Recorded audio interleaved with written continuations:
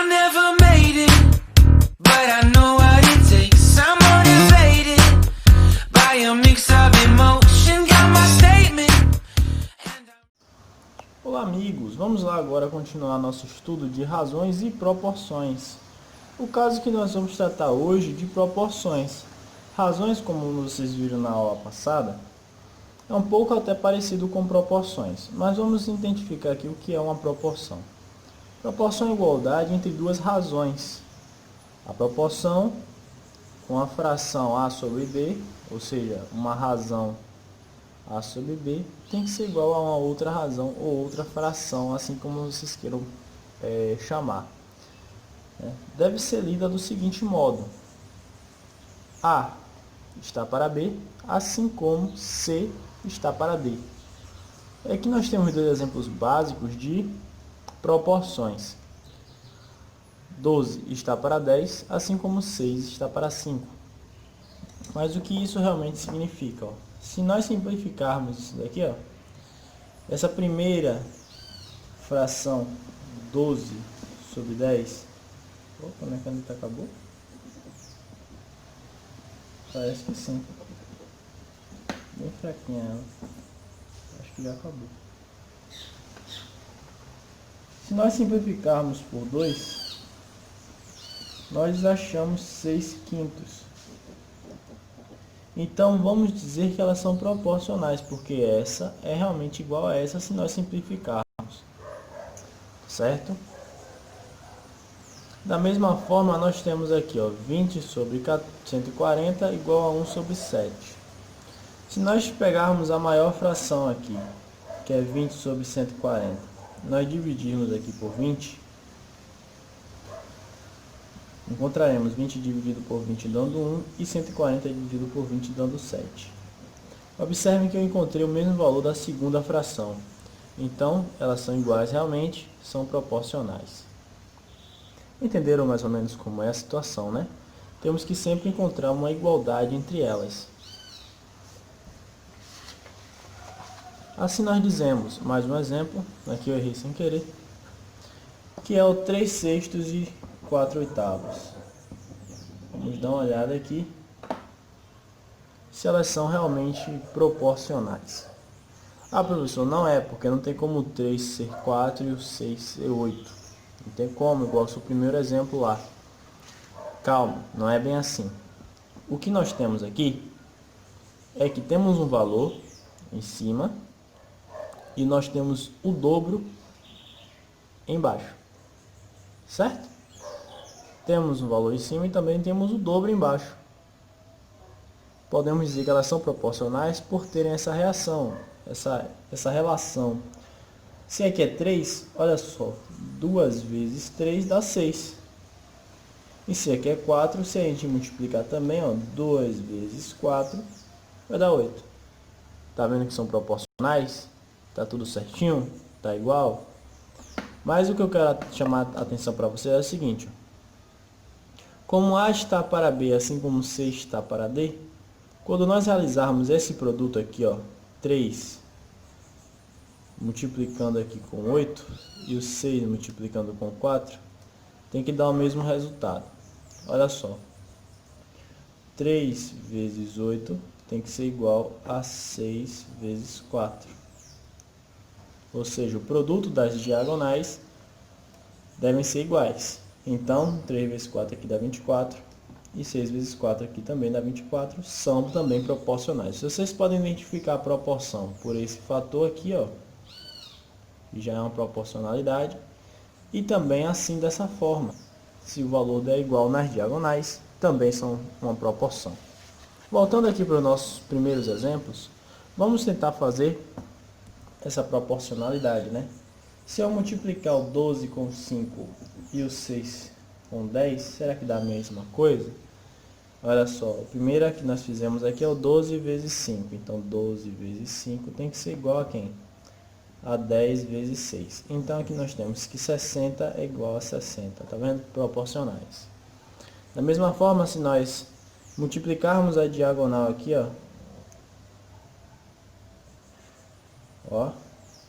teremos 20 vezes 7 sendo igual a 140 vezes 1, que vai dar 140 igual a 140. Proporcionais. Tá vendo vocês? Tranquilo, né? Olha, então o que eu estou fazendo aqui? Nessas proporções, eu estou dizendo aqui que, vou abrir um parênteses aqui,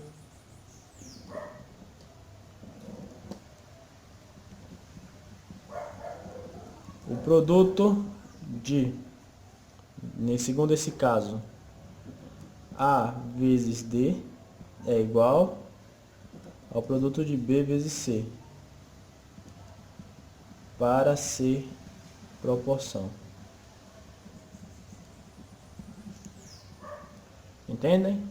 Então, se eu multiplicar o A com o D, o B vezes o C, A vezes D tem que ser igual a B vezes C. Pronto, então assim eu identifico que é uma proporção. Partindo então para o nosso exemplo 4, nós vamos agora dificultar um pouco a nossa vida, que é o seguinte: eu tenho agora um valor desconhecido que eu chamei de x, e eu quero encontrar ele. Como é que eu vou fazer isso? Como é que eu sei quem é x? Como assim? Eu tenho aqui 1 sobre 5, e eu tenho aqui x sobre 8.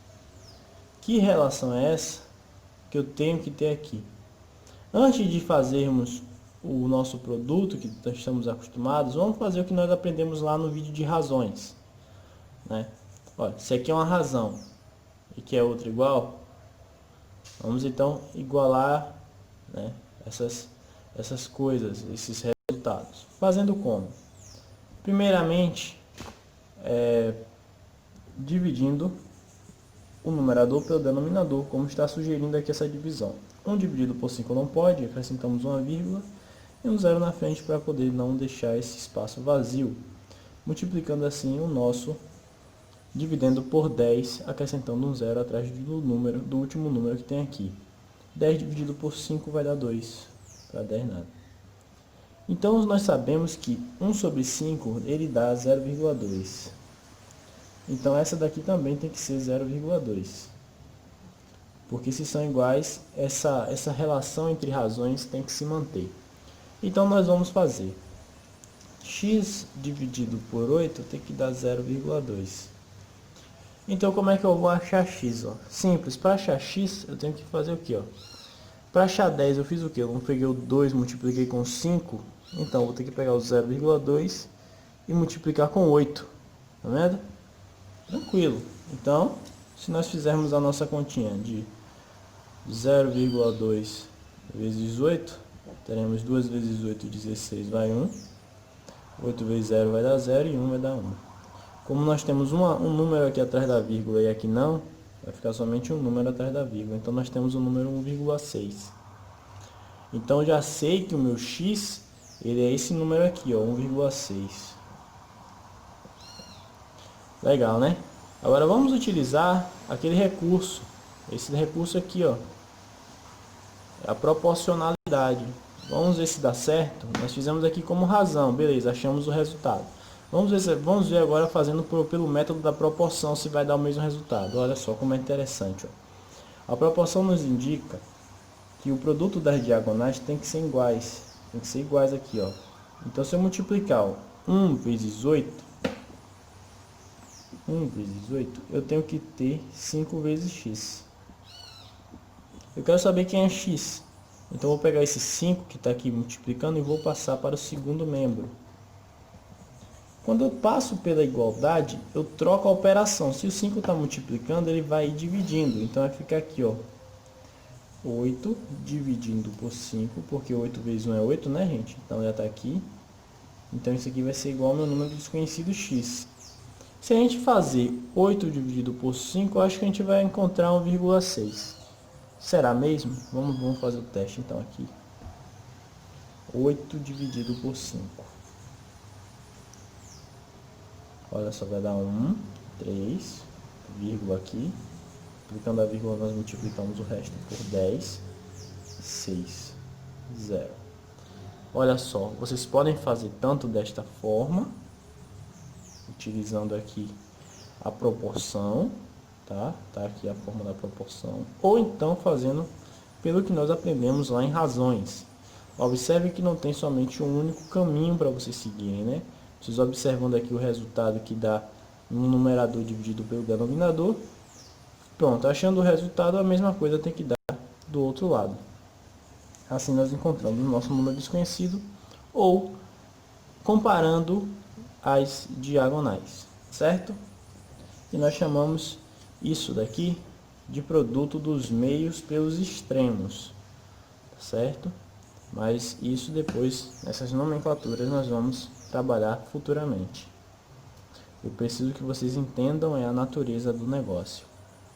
Mais uma envolvendo um número desconhecido, né? Vamos tentar aí descobrir através do método que nós aprendemos lá no vídeo de razões e aqui também com esse novo vídeo de proporções, que é o conteúdo que estamos trabalhando e que também vocês devem saber. Ok? Bem, vamos lá. Mais uma vez pelos dois métodos. Pelo método da razão. O que a gente vai fazer aqui? Nós iremos realizar a operação da fração que eu tenho toda completa, que é 15 dividido por 3, que eu sei que é 5. Então eu sei que como resultado aqui vai dar 5, aqui também o resultado tem que ser 5. Então qual é o número que divide por 10 que dá 5? Aí você faz, ó, x dividido por 10 vai ter que dar 5.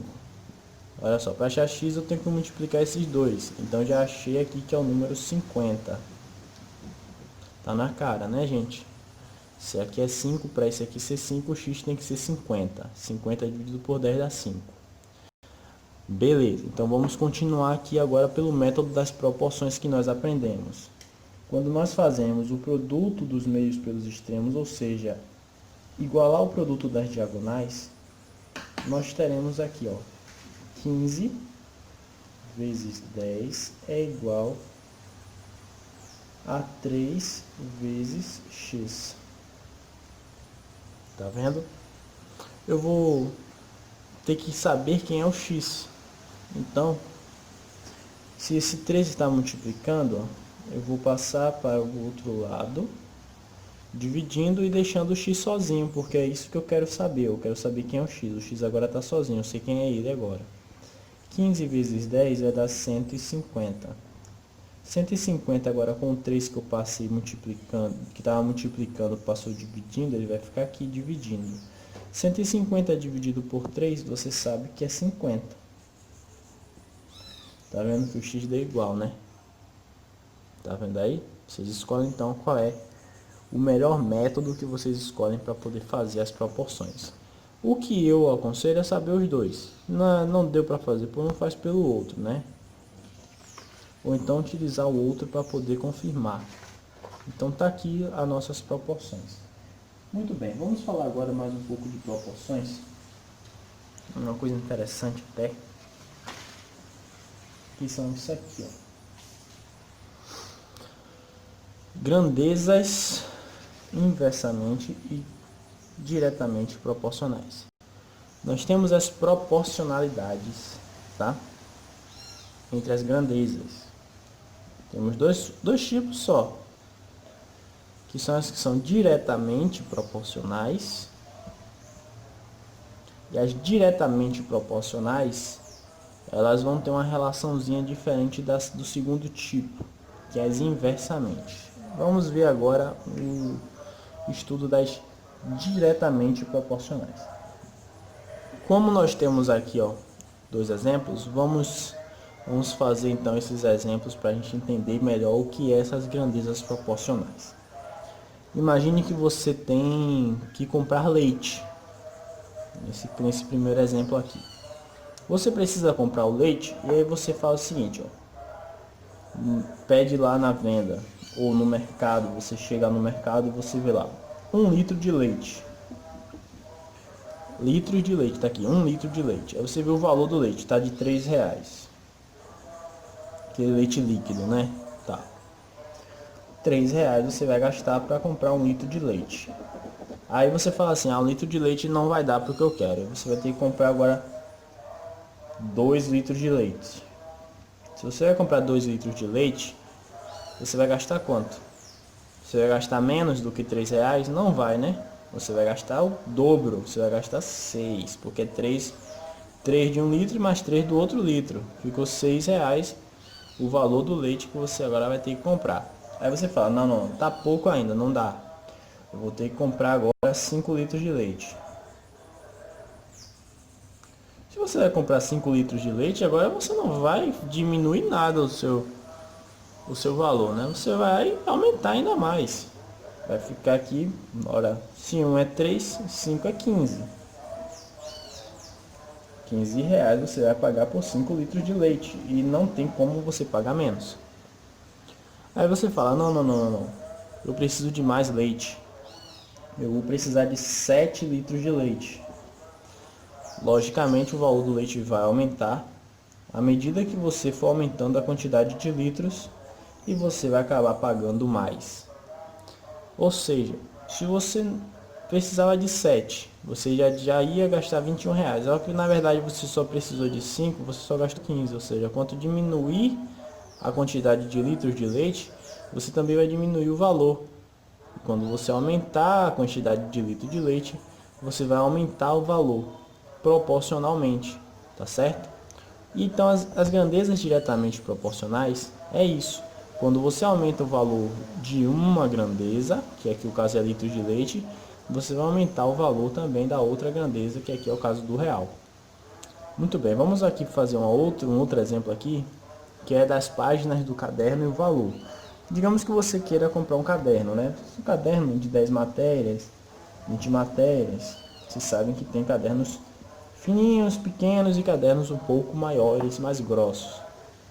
Então vamos ver a quantidade de páginas que nós temos em um caderno. Digamos que você queira comprar um caderno de 100 páginas. Um caderno comum, um caderno de anotação. E ali aquele caderno você vai desembolsar o valor de R$ 6. Ah, tudo bem, professor. 100 páginas, R$ 6, ok. Só que você percebe que o caderno é muito fino. Não dá para você com 100 páginas durar o ano inteiro. E aí você quer comprar um caderno maior. Aí você opta por um caderno de 300 páginas. O caderno de 300 páginas, ele vai custar um pouco mais. Olha, ele vai custar, se 100 custavam 6, 300 está custando R$ 18. Aí você fala, não, 300 páginas tá pouco ainda, eu preciso de um caderno ainda maior. Aí você vai lá e compra um caderno de 500 páginas. Que é um cadernão, né? É um caderno bem grosso. Caderno aquele de 20 matérias, mais ou menos. Então o que você vai ter aqui que desembolsar? Você vai ter que desembolsar R$ 30 para você ter um caderno desses. Ou seja, também são grandezas diretamente proporcionais às páginas do caderno e o valor que você vai pagar, porque quanto mais páginas você quiser, mais vai ser o valor que você vai ter que gastar para ter. Então, ou seja, quando você sobe uma coisa, você também sobe a outra. Isso que são grandezas diretamente proporcionais. Quando uma cresce, a outra também cresce na mesma proporção. Pronto, entendendo isso, vamos abordar o nosso segundo tipo aqui de grandezas, que são as inversamente proporcionais. Observem que o nome mudou aqui, ó. Eu trabalhei aqui com a diretamente proporcional, quando uma cresce, a outra também cresce. Agora eu estou trabalhando com a inversamente proporcional, que já está intuitivamente sugerindo o que vai ser, né? Se as duas crescem, ou as duas diminuem, essa daqui quando uma cresce, a outra diminui. Vamos ver como é que é isso na prática. Vamos lá. Nós temos uma obra aqui e nós temos alguns funcionários. Nesse caso, a obra ela tem pedreiros. E aqui é o tempo de construção. Vamos dizer que isso é uma casa, tá certo, gente? Vamos dizer que em uma casa com um pedreiro, nós vamos ter um tempo de construção. Vamos dizer que para ela ficar pronta, esse pedreiro, ele vai demorar 6 meses. Vou colocar aqui 6 meses com um pedreiro. Aí o que você faz? Bom, já que 6 meses está demorando demais, eu prefiro colocar mais um pedreiro. O que vai acontecer com o seu tempo de construção? Seu tempo de construção vai diminuir proporcionalmente. Você agora vai ter a sua casa pronta em 3 meses. Tá vendo? Beleza, claro, você aumentou a quantidade de trabalhador, então quer dizer que vai ficar mais rápida a sua obra, não é isso? Aí você agora coloca 3 pedreiros para construir a sua casa. Então o que acontece? Olha, se é 3 pedreiros agora para fazer o trabalho, se um faz em 6 meses, 3 vão fazer em 2 meses.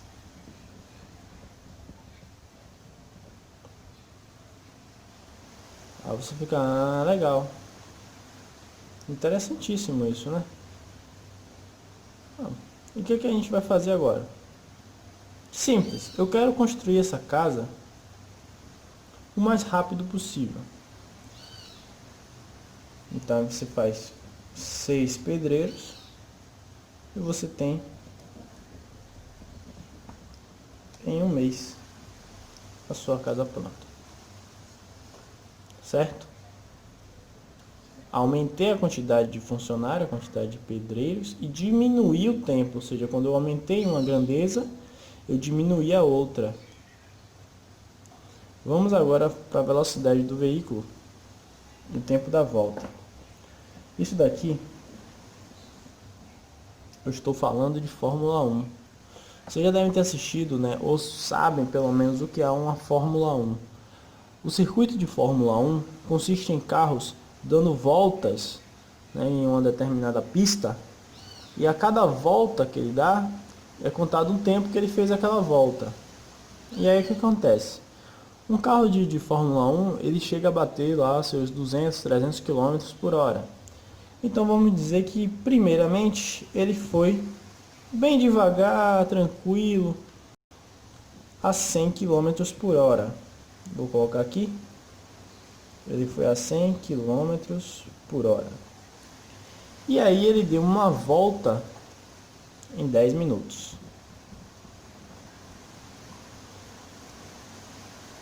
Certo. Deu a volta dele lá em 10 minutos. Contaram lá na Fórmula 1 que ele fez em 10 minutos. E aí ele fez uma outra volta com 200 km por hora. Aí contaram lá que ele fez em 5 minutos. Claro, ele foi mais rápido, né? Se ele foi mais rápido, quer dizer que ele fez em menos tempo, claro. Aí agora você deu mais uma ajustada lá no tempo, ele aumentou um pouco mais a velocidade. E o que aconteceu? Aí a velocidade dele, em média, ficou bem alta.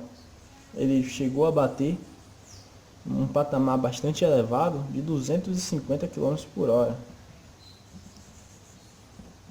Aí você contou lá 4 minutos. Observe que quanto mais ele aumenta a velocidade do carro dele numa volta, o tempo que ele faz a volta vai diminuindo, né? Porque está mais rápido, quer dizer que ele vai levar menos tempo para fazer aquela volta. É isso que é a natureza das grandezas inversamente proporcionais. Quando nós aumentamos uma coisa, nós temos como consequência a diminuição da outra. Né? Quando você aumenta aqui a quantidade de funcionários, você diminui o tempo do serviço. Quando você aumenta aqui a velocidade do carro, você diminui o tempo do trajeto. Tá vendo?